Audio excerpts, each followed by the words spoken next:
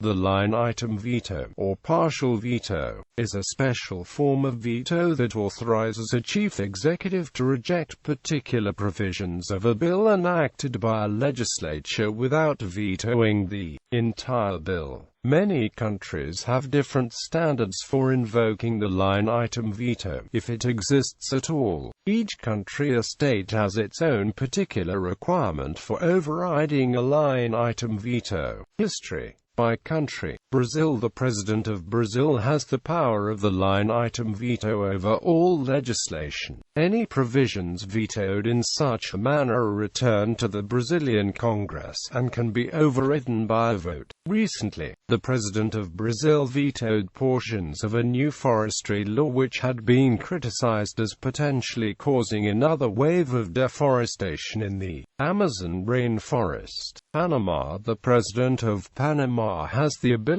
to partially veto portions of a bill.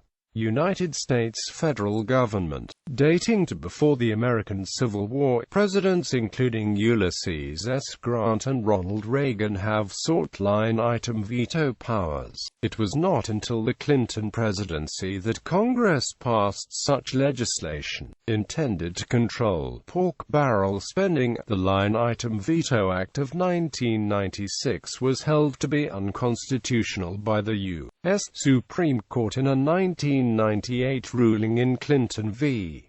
City of New York. The court affirmed a lower court decision that the line item veto was equivalent to the unilateral amendment or repeal of only parts of statutes and, therefore, violated the presentment clause of the United States Constitution. Before the ruling, President Clinton applied the line item veto to the federal budget 82 times. Since then, the prospect of granting the president a line item veto has occasionally resurfaced in Congress, either through a constitutional amendment or a differently worded bill. Most recently, the House of Representatives passed a bill on February 8, 2012, that would have granted the president a limited line item veto. However, the bill was not heard in the Senate. The most commonly proposed form of the line item veto is limited to partial vetoes of spending bills.